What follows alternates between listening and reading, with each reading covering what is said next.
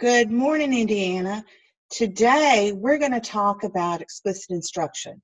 But before I get into the details on explicit instruction, I want to talk to you about the overarching umbrella for instruction.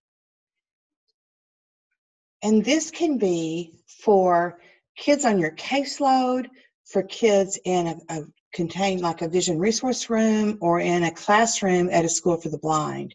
It's kind of the same structure. It's called personalized learning and student-centered. And it incorporates explicit instruction, project-based learning. And if you have not been doing project-based learning for your ECC, I encourage you to really study up on this and think about it, because it is wonderful. And it just naturally lends itself to the expanded core curriculum. So I would encourage you to look at project-based learning. And Rachel Schles, S-C-H-L-E-S, has been presenting across the country on her work on project-based learning. And she has rubrics, she has activities and lesson plans. She does a great job. She is a doctoral student at Pitt with Tess McCarthy. And it also incorporates differentiation. So it really is an overarching umbrella for all of these different things. And it's a term that practices fit, each designed to accelerate student learning by tailoring instruction to individuals' needs and skills for both Gen Ed and the expanded core curriculum. It's wonderful. And the 4 attributes of personalized learning are giving students a voice, the what and the why of learning. And when we talk about explicit instruction, we're going to talk about, we do that for them. We help them make those connections. It's co-creation, so the student and the teacher work together to develop a challenge, problem, or idea to clarify the learning goals and to envision the assessment. I think I've probably told you, but when I did an outcome study of students who had left the Metropolitan Nashville Public Schools 3 to 5 years after graduation, and I wanted to find out about expanded core curriculum. So I did a focus group, I did surveys, and I was asking them who taught them about expanded core curriculum. And none of them ever mentioned their teacher with students with visual impairments. They told me everywhere the orientation mobility specialist had taken them in the community and what they had done. So I'm sitting down thinking, now why is that true? Because I knew all of their TVIs, and they're incredible TVIs. And I thought, that's because we do it to them. They have not been a part of the process. They didn't know we were teaching expanded core. We had never given them the language. We had never given them what we were doing and why we were doing it and how they were going to use that in real life. So I think doing that as part of the explicit instruction is really going to make a difference of making them part of their education and not doing it to them. There is also a social construction piece to it where they build ideas through relationships as they theorize and investigate. You know, peer-to-peer is recommended for a lot of different things. And if you're like me, sometimes I had just one student, but sometimes I was very fortunate to have 3 in one building, and I would work with all 3 at the same time, building that peer structure and that social construction. You could even do that with 2 students from different schools where they're emailing each other, talking just through email. So think about that social construction. And then there's self-discovery. Students come to understand themselves as learners. Again, we're not doing it to them. They are part of the process. And that is a huge leap from what education has been doing. So the evolving models is personalized learning actively pursues authentic, complex problems that inspire co-creation in the inquiry, analysis, and final product, and incorporate opportunities for voice, social construction, and self-discovery. The teacher's role is a facilitator. So facilitate the learning through questions, conferences, and feedback. And the examples are students develop their PBL project, they lead their own conferences, they achieve mastery based on a demonstrated ability and performance as measured by a rubric. And then individualization is where the teacher drives most everything. You create the task and related lesson plans.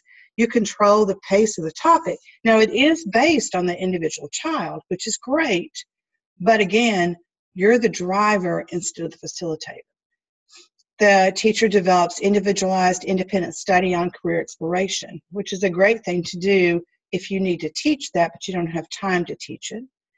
Differentiation, again, selects from a range of content, process, or product options. It tailors the instruction based on individual student needs and preferences. The literature circles around different texts, but on same theme. There's student contracts, there's choice boards, but again, it's basically teacher-driven, where in personalized learning, you're facilitating the conversation. It involves students in the design and development of the tasks they engage in. Engagement is not measured by how quickly a student races through the material. It's relevant, interesting, and worthy that students find the material. It's how relevant, interesting. Student identifies or creates an idea, question, or problem. Problem-based learning. Determine key actions, resources, and timelines. You engage in an iterative cycle of drafts. So you're giving them feedback and reflection on everything, every step along the way. And then they pursue next steps until the task is completed. That's why I think when we talked about the effective instructional continuum, I encourage you to do unit plans.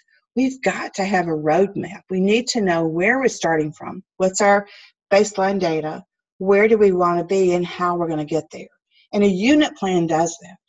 If you were like me on an itinerant basis, I did that about once a month, a whole unit plan for every child, and then I could just tweak as I went along. It was more time on the front end. I spent a long Sunday afternoon and evening, but on the back end, it really made my life easier because I knew when I walked in the building what I was going to do. I had the materials, and it just made, I didn't have to stress and worry. It was not flying by the seat of my pants. In personalized learning, the teacher's role is to work with students to hone skills and acquire knowledge, to give that knowledge context, and to help students ground knowledge and skill development in authentic, complex, and problem-based endeavors. So the difference between personalized and differentiation, and I know you hear about differentiation a lot, is in personalized, the student designs the experiences, evaluation, and product with the teacher. With differentiation, it's all teacher-driven. Again, the difference between being a facilitator of the learning and a driver of the learning.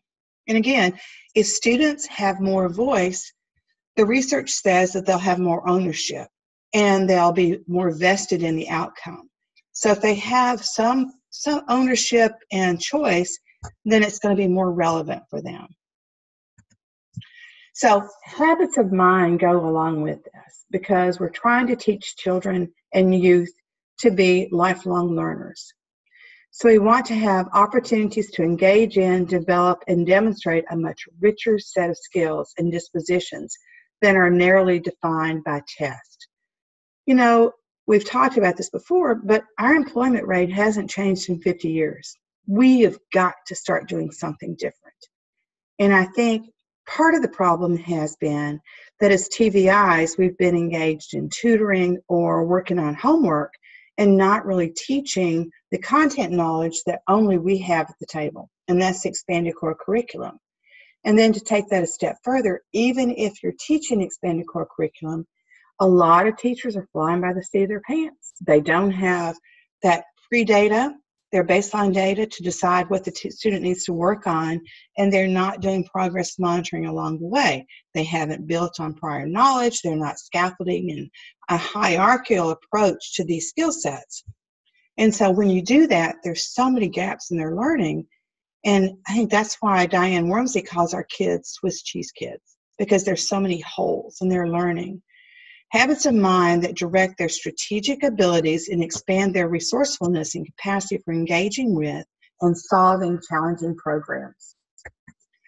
So some of the habits of mind are persistence. We know that there is no such thing as luck. Students that are successful don't give up. if they hit one roadblock, they try to figure out they have the skill set to work around that roadblock. And a lot of our students, you know, society tells them either they are working, they're doing a great job for being blind, or they're not capable of doing anything. So what we need to teach is we need to make sure that they're persistent. So listening with understanding and empathy, thinking about your thinking. This is metacognitive. And when we talked about Marzano, when we were doing the effective instructional continuum, I kept thinking about how many of my students over 43 years have been in a metacognitive approach where it just rote memorization. So you have to be able to question and pose problems and then solve them. You have to think and communicate with clarity. You have to create, imagine, and innovate. You have to take responsible risk. You have to think interdependently. And that's a huge word because, sorry guys, I think we use the word independent a lot, but none of us are independent. It is an interdependent world. And having them think about when to ask for assistance, when to refuse assistance, I mean, that's part of self-determination when you're teaching expanded core.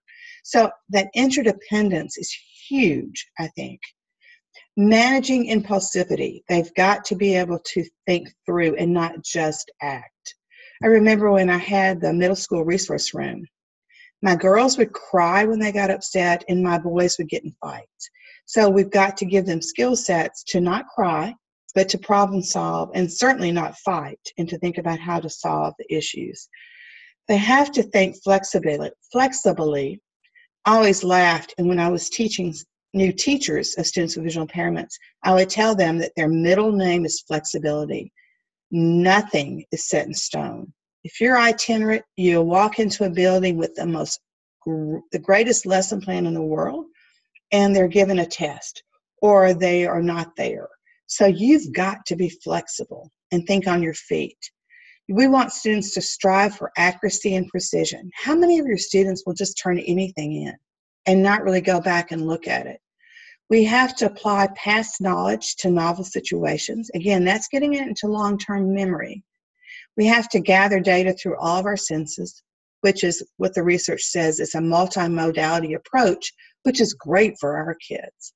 So we want them to use all senses, and we want them to hone those senses. That's why we teach listening skills. That's not inherent for children who are blind. They don't have super ears and super hearing, so we teach that.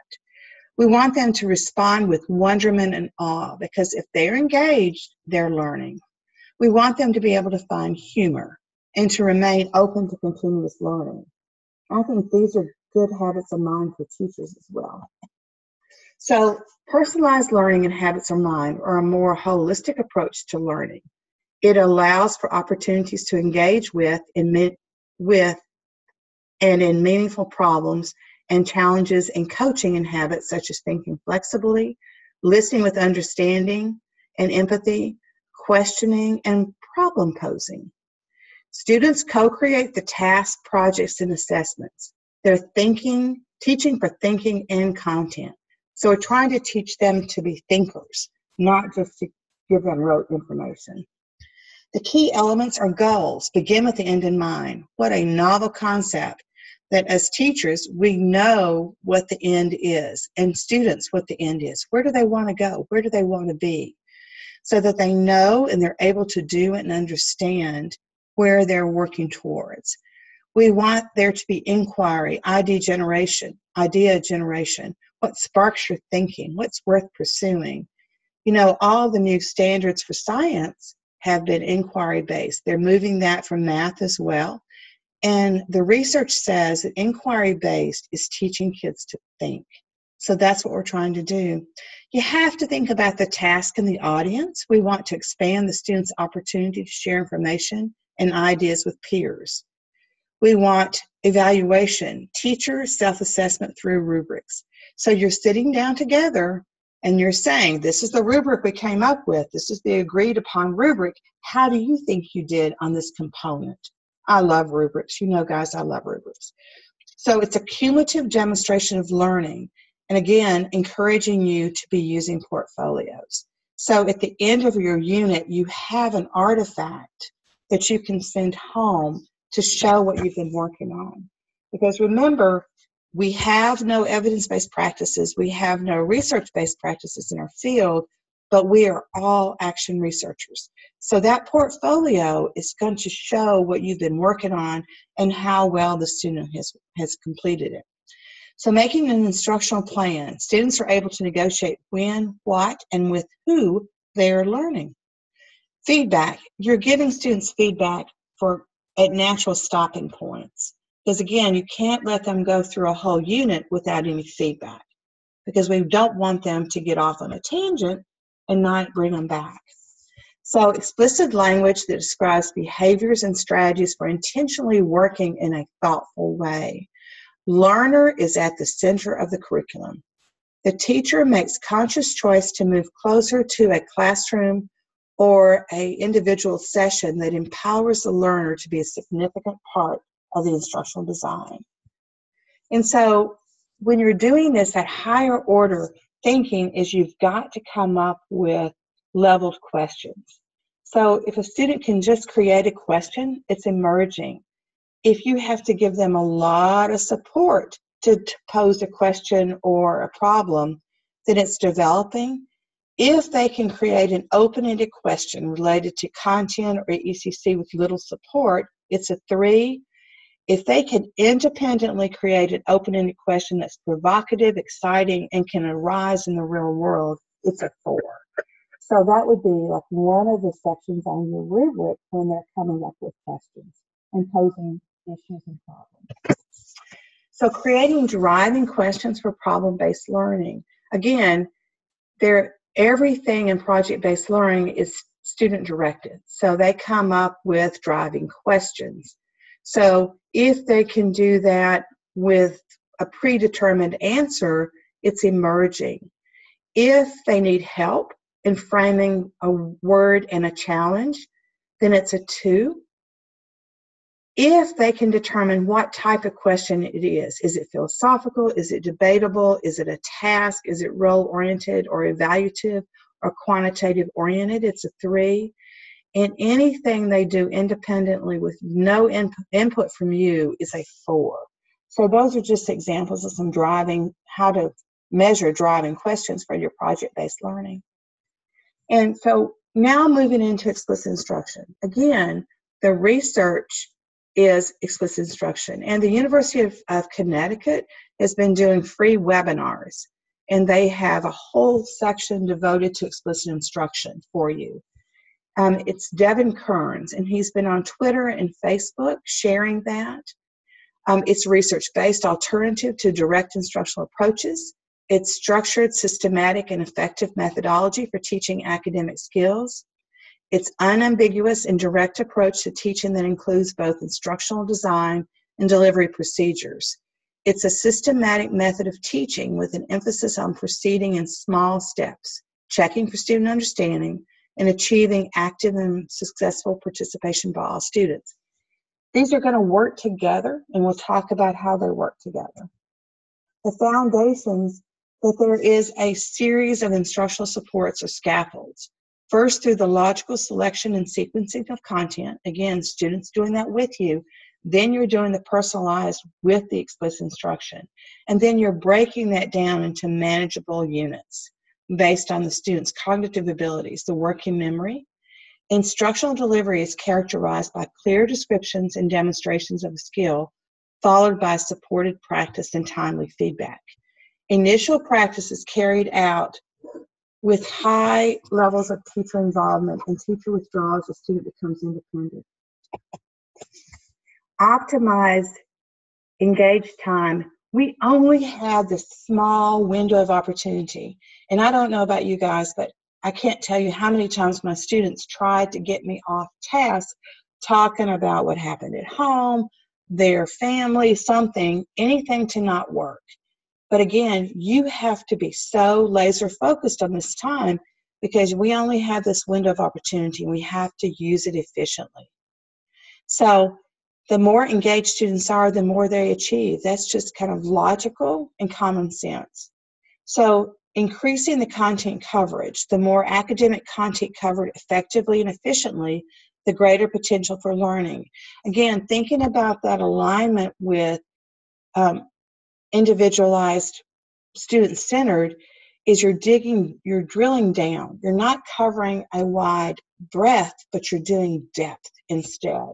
So they really get that into long-term memory.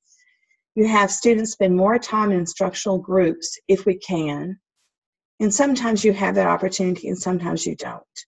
It's scaffolded instruction. You're providing support, structure, and guidance during the instruction, but it promotes academic success. And teacher fades out as the student becomes more independent. You address different forms of knowledge. What is the factual? How is the procedural? When and where are the conditional? So the pre-instructional step is to gain the student attention. Again, you are telling them what they're working on, why it's important, and how they're going to use it in real life. And so then you can start working on your personalized learning with them. But you know from your baseline data, this is what they have to work on. So how are they going to develop a question about this? How are they going to develop an evaluative measure about this with a rubric? And what are they going to show in the end? And so using informed instruction, remember that's the self system from Marzano. They need explicit details about the lesson and why they're going to use it, how that link to real life. It has to be meaningful to students' learning and motivation. Again, if they don't have a voice, if they're not participating with you, it's not going to be meaningful for them. So you slow down, you divide the information into steps to be sure each step is understood. You avoid overwhelming students with too much information at once. You can use sentence strips in print, large print, or braille. So then you prepare the knowledge base. Prior knowledge provides a storehouse of experiences that are basis for meaningful learning. Again, I don't know how much gets into long-term memory with our students. Ideally, if we're working on something that they could then go out with their orientation mobility specialist and practice out in the community would be ideal, because that's different environments and we know it gets into long-term memory if they have to pull it out of memory and use it in different environments. So they have to be able to interact with the real world. In the old days, I could put students in my car. We could go on a quick field trip to kind of do that same thing. But now I hear that a lot of teachers are not able to put kids in the car.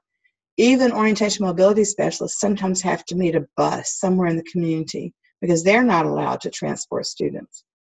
So some of the essential characteristics is it's done before the current concept's taught. It facilitates comprehension and learning. It reveals student beliefs and knowledge. The teacher responds by making connections or fostering predictions. It facilitates comprehension and learning. And so effective strategies for activating prior knowledge are making a list, filling out a questionnaire, doing a KWL. I don't know how many of you use KWLs, but I love KWLs. And they are research-based. And the K is like, what do you know about this topic?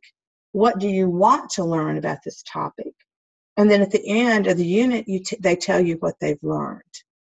They use peer interviews. They can each other on the topic. They can brainstorm. They can do direct questioning.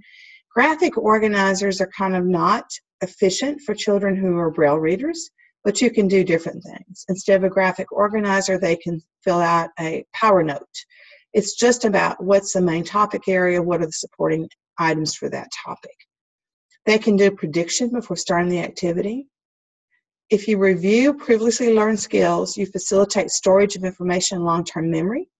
It helps connect old learning to new, and it gives you an idea of when they're not getting it.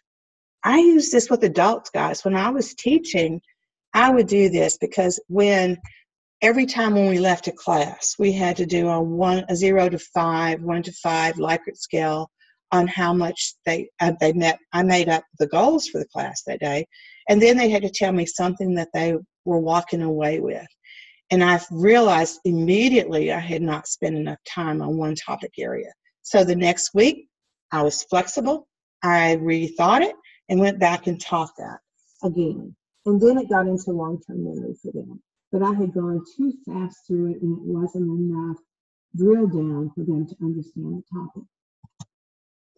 Pre-teaching vocabulary. I cannot stress this enough. Pre-teach vocabulary. What we know from our students is that they can read words independently, but they have no clue about reading in context. They can't read connected text at a fast speed. And I think it's because a lot of teachers have taught Braille by pulling them out of literacy instead of pushing in and teaching it along with the literacy instruction. We've got to be sure that we're pre-teaching the vocabulary. That prevents students from puzzling over difficult words. It's the cognitive load. If they are spending so much time trying to figure out what this word is, then they have forgotten what they've read before that word, and they can't do any comprehension. So if you're pre-teaching that word, those words, before they get to them, they know them, it lessens the cognitive load, and then they can read in context and continuous text. So preview vocabulary is central to the content being taught. Again, we don't do spelling words, that's not research-based, but you do teach vocabulary that is pertinent to what you're teaching. And that way it lessens that load. It's usually 2 to 3 words in primary grades and 3 to 5 words in intermediate grades. You show the words in context of the reading, and you give the students a definition. I recommend that you create a vocabulary journal. I have seen teachers do that, and they'll use like a 3-ring binder with those plastic sheets that you can put in the Braille cards, and they can have a vocabulary journal that they take home and read to their family and can go back and study. So that's really important. So the 3 areas of instruction are cognitive modeling, guided practice, and independent practice. Cognitive modeling is teacher-directed. Guided practice is teacher-student directed. With the cognitive modeling, it's just a talk aloud. They need to know how you would think about this and how you would approach the task.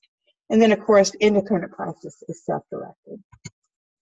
So cognitive modeling is a detailed process of making thinking public, or think aloud. Students see that the answer to a problem is a logical conclusion following a sequence of reasoning. And there's 2 kinds of think aloud.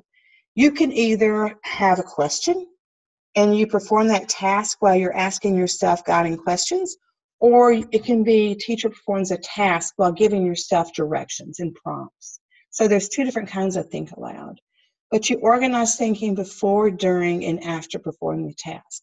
Again, they don't know how other people approach a task. A lot of kids can see that modeling visually, and our students can't. So we've got to give that to them and let them know how we would approach it.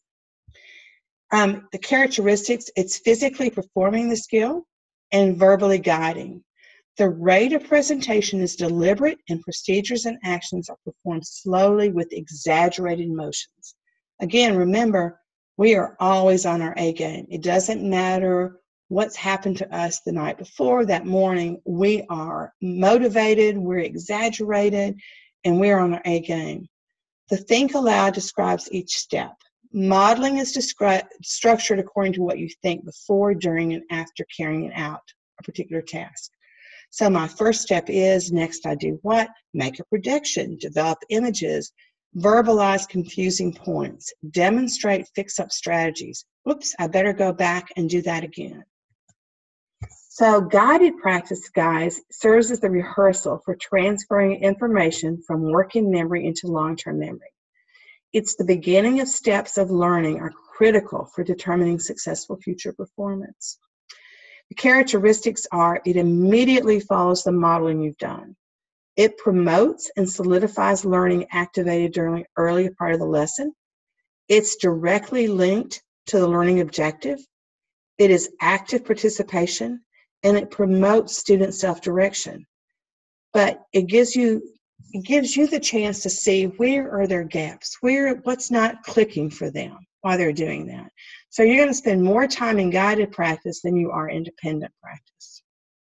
Independent practice is once the teacher and students have completed enough guided practice to facilitate independent performance, it is time to check students' understanding and then reinforce individual proficiency with a new skill, strategy, or concept. I've heard teachers say to me that they never get to independent practice, they're always in guided practice. Well, it's never going to get into long-term memory if you don't get to independent practice. So it's really important to get to that.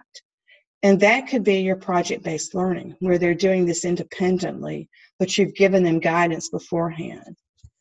Always be prepared to provide more guided practice if the student does not demonstrate sufficient knowledge of the skill.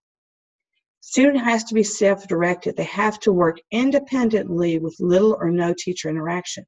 If you're prompting, if you're giving them a lot of supports, that's not independent practice. That's guided practice.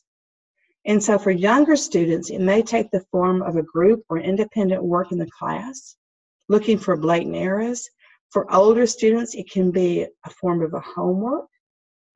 But some learners may still need prompts at the top of the paper or stems to facilitate independent work.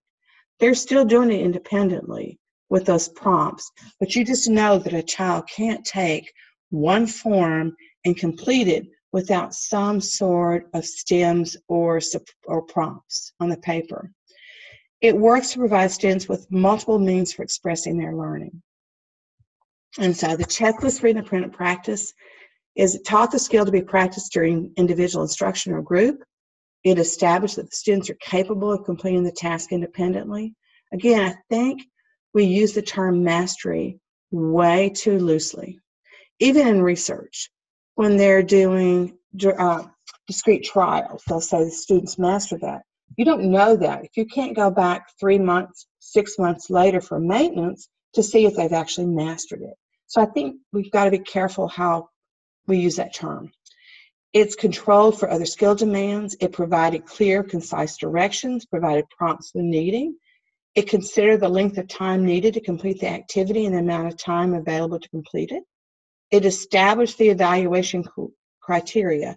Again, this is important because you've done this with the child. You've come up as co-creators and said, this is what it's going to look like for evaluation. This is the rubric we've developed together. And so the students can check on their rubric to see how well they're doing. You can check in your conferences, you do it together. It's clarified and verified students' understanding of the assignment. It provided oral or written feedback on student performance and established routines to facilitate independent practice. Closure. And I never thought about this, but they're talking about how important closure is. And I just know that a lot of times I wasn't watching the clock carefully enough, and the bell would ring, my lesson would end, and I wasn't really finished. There was really no closure to it. And they're talking about how important it is to close out the lesson. So that means our pacing and our timing of our lesson have to be great. We have to be right on time.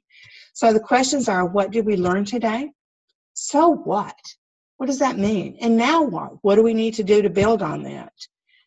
Characteristics are check that students have information they need to work on their own and achieve the instructional objective. It facilitates storage and retrieval of new information. It provides quick teacher data. Is more practice needed? Do I need to reteach? Can I move on? Some examples are think, pair, share. I do that with adults all the time, but it's fabulous with students.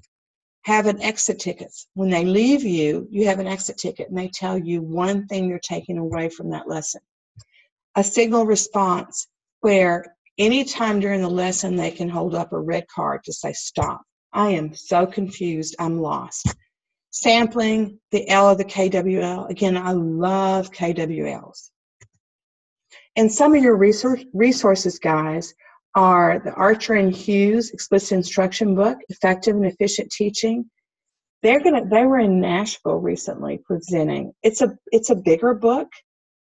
The other book on explicit instruction is the Jennifer Goki book, and it's called Explicit Instruction: A Framework for Meaningful Direct Teaching. It is such an easy read and teacher friendly, but the Archer book is certainly more detailed. And then I wanted to share the personalized learning is by Kalik and Zunda. Students at the center, personalized learning with habits in mind.